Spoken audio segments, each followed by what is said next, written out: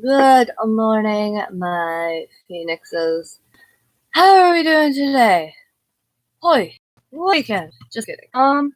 So we are going to do an intuitive tarot tale. So what that means is I kind of tell a big dramatic tale, but throughout the tale and the messages, there's information there for you. Whenever I go off on rants and tangents, that is my way of spirit, or that's spirit's way of me teaching. I've been working on my time space. Oh my goodness, my cards are falling out of my hands. What? Oh, it's the lovers. Oh, shit. Cards are falling out of my hands, but like, this card didn't want to fall. So it looks like today there's some kind of choice, and it was 101. Oh wow, I'm tired. How did like all these cards fall out of my hands? That's my question. It's a King of Wands. 111. Oh my god, it's a synchronicity. Oh, no temperance, healing, collaboration. Manipulation. Someone's holding themselves back. Ooh, Wheel of Fortune. Delayed communication, betrayal, fear. Someone's watching. Scary. Hey! I for real! Don't make me go psycho! Please, not today.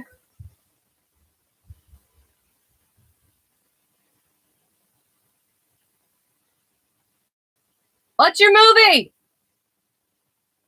Come on, it's the best part! Sorry, I can hear the music. Oh no! Hopefully you don't hear it on the stream. Oh, I do really like this song. We watch this movie too much. It's called Over the Moon on Netflix. If you have children and you are looking for something that will not drive you insane and your children will probably enjoy, check out Over the Moon on Netflix. It's a musical. Kids love it. They can sing along and they can dance to it. And it's actually really a cool storyline and really heartbreaking at the same time. But it's cute. What do we got here? Someone has no strength because something's not over. Maybe someone's coming out of a bit of pride. When we see the strength card is a card of Leo. Leo can represent pride. So someone can be very prideful, but in the reverse, someone's coming out of some pride about something that hasn't ended. Maybe there hasn't been like a rebirth of a situation. So we got Leo, and Death card is generally a card of Scorpio. Scorpio is the destructive planet. It is the Pluto. Besides in Greece, is one of those philosophers, of course, but Pluto is the wounded warrior. Pluto is the kind of they're very defensive. Pluto, as well. Well, why am I going on about Pluto? Because Pluto is Capricorn and not Capricorn. Pluto is Scorpio. That is Scorpio's planet. Ironically. But basically, there hasn't been, and Scorpio is also like, it is the phoenix. It is the death and rebirth of a situation. Sometimes things have to come to an end so that it can start off fresh, like rose from the ashes, right? And that's all that Scorpio is. Scorpio is actually a really beautiful energy because it is the phoenix. It is someone that basically they can rise up from the ashes every time. Even if something comes to an end, they keep getting back up. That is just the thing about the phoenix. A new start. But we see kind of over this death card where this card fell. It's the Seven of Swords, but it's kind of to the side. So it's kind of like an indecision. Upright, the Seven of Swords is like someone is being a sneaky fox. Someone is what's that word? What's that word? Brain. What do I want to say? It's someone, they're deceiving. They're deceiving you. They can be a very deceiving character. They could be wearing a mask, but it's kind of like someone's not wanting to be a sneaky fox, but at the same time, someone's still a little bit deceptive. And it's over the pride and the death in reverse. So it seems like whatever this was, it was pride. There was a lot of pride and a lot of deception. Maybe deception on hiding how someone actually feels about the other. Who's hiding? Because then we see the Ace of Wands. And the Ace of Wands is like a new start. Who's this? Strategy. 8. Communication. Making a decision. The Knight of Cups.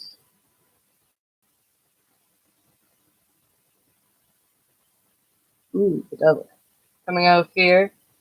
Queen of Swords! Ah! Queen of Swords! It's a Libra! Oh, fuck, it's a Libra. I only know one Libra, unfortunately. And that's the one.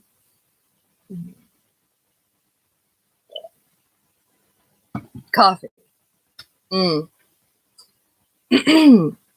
But, when we see the Eight of Pentacles is security. The Eight of Pentacles is strategy. So someone is in the midst of strategizing. And they're strategizing because this also fell out, which is another 8. Double 8 is a synchronicity. 8s are the number of divine. 8s are a number of infinite. Because it's the sequence, it never ends. Whenever you turn the 8 sideways, it's forever going, and that's the symbol of infinity. It reminds me of an old, actually, like, cartoon that used to be on PBS. Kids growing up in like the 90s, and it was something, I don't know, it was like one of those things that came on right after Magic School Bus. It was just a little artsy, kind of like drawn scene, and it was like figure 8. I can skate, da da da. It was a little cheesy song of this girl skating on the ice, and it was something about like figure 8, I can skate, and when you turn it sideways, it's infinity. So, like, because she was just skating in the same pattern monotonously because it's infinite, so it's kind of monotonous in a sense, because, like, everything's monotonous in my world, honestly. Oh, but the Eight of Wands is fast action. It is communication. It can be a travel card because the Eight of Wands is fast action. It is fire, so there is a lot of passion. There's a lot of drive behind it. Whatever kind of action that's being taken.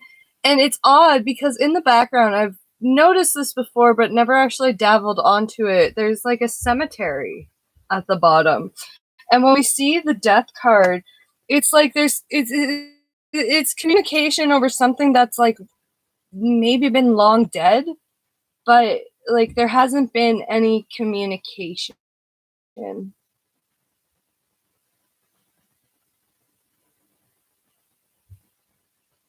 Sorry, I was hearing something. It was the TV.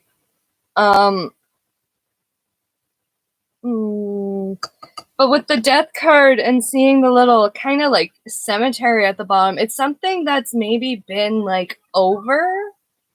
There hasn't been any communication because there's been a lot of deception. But as the cards say, it's something that's not over because there was a lot of pride. And right now there's a lot of strategy going into it. And for this, whatever action this is, this makes me think of my cheesy cemetery joke. I don't want to say I'm morbid, but I've been cemetery too much, so every time we drive past the cemetery, I'm the person that's like, you know why they put a gate around the cemetery? I was like, why? People are dying to get in. That's my cheesy cemetery joke. Every time I go to a cemetery, I'm like, do you know why there's a fence around the cemetery? People are dying to get in. Oh, I lost a viewer for that. Oh, that's fine. Anyways, there's some sort of action that has been going on. Oh, I lost a card. The title card flew across the room, so it's like a title that's on the line. Ah, and someone's watching. Ah, and oh, it's the Wheel of Fortune. It's the Wheel of Fortune. The Wheel of Fortune is a surprise. Who doesn't like surprises? And it's a title. Like, who's getting a title? A title to the ranch? Oh, ooh. A title to the farm. Just kidding. Wouldn't that be something? Oh my god, I would be so happy. I don't even think they own the farm for me to even get the farm. They sold that shit years ago. I gotta find my own way to get it back. Huh, Wheel of Fortune. Misunderstanding? The Hermit and the Queen of Pentacles and, oh, the King of Swords. Who are out of the dark. And stopped. Wheel of Fortune. So, with seeing the Wheel of Fortune, this is the Fate card. Oh my goodness. I was watching something, and it was talking about birth charts, so I am going to explain this vaguely right here. Alright. Birth chart. It's a screenshot of the sky, time, and place you were born. So for me, I was born up north in Sault Ste. Marie. So it's basically a screenshot of the sky of where you were born and the time. Because that's important, because every, I think, 30 or so minutes, the chart shifts. So that's why it is really important whenever you are looking into your birth chart to know what time you were born, because that is how you get a clear indication on your birth chart. So basically, it's like a pie graph. So it's a big circle, and it's divided into 4. The east-west, and how am I going to do it? Yes. Okay. I'm trying to think of this because everything's reversed on the over there. Everything's reversed over there, kind of. So I'm trying to think. Okay. What am I saying? I'm a diagram person. I gotta draw this shit. And I need a bigger marker. Alright, we're using blue. Okay.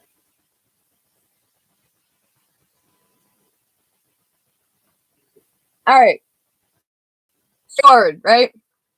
And then you got planets, blah, blah, all over, and it's divided into 12 houses.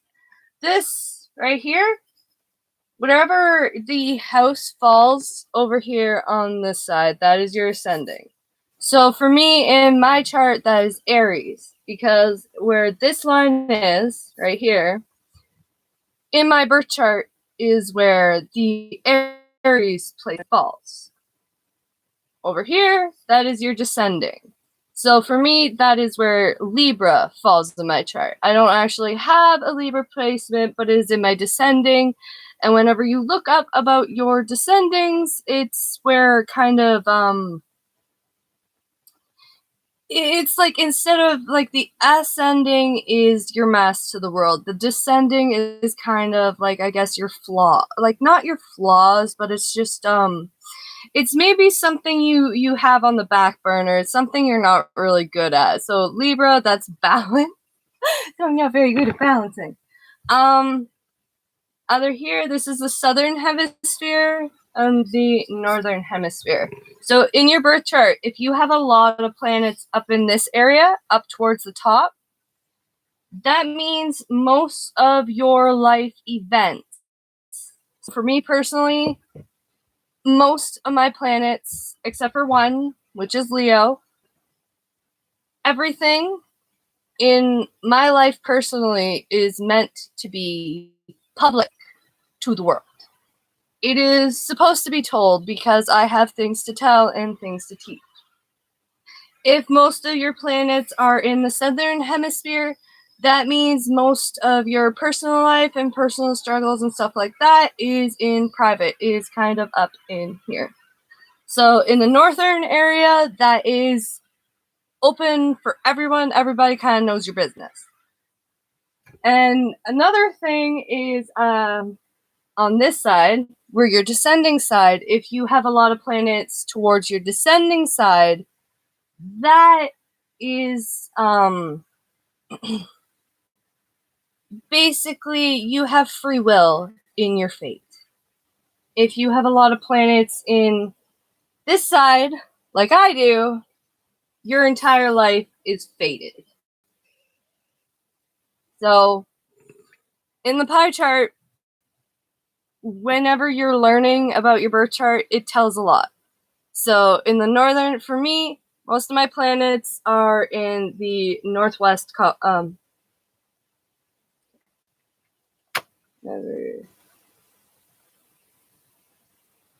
Yeah. So most of my planets are in the northwest area. So that means my life is meant to be public and my life is fated.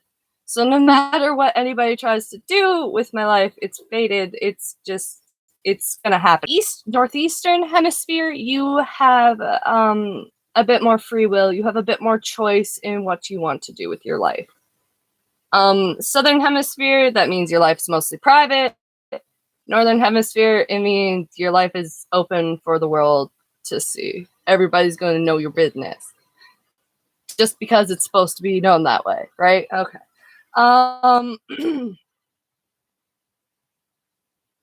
As well, we talk about north nodes and south nodes. Your south node, that's like your past life trauma. That's a lot of stuff where when you start off in this life, you kind of start off towards your south node.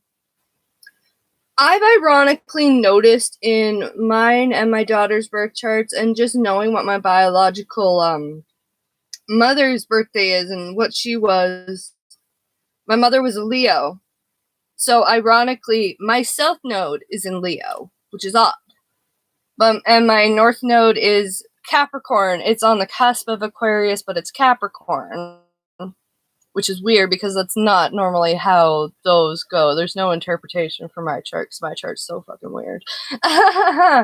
But basically, in this lifetime, you are going from your south node. So for me is Leo, which is ego, it is pride, it is being the sun, it is being that bright, bubbly person, blah, blah, blah. Just getting it all naturally, I guess. I'm gonna blame that on my Cleopatra past life, for fuck's sakes. I had it way too good back then. That's why the karma's like this. I had it way too good. They're just like, bitch, chill.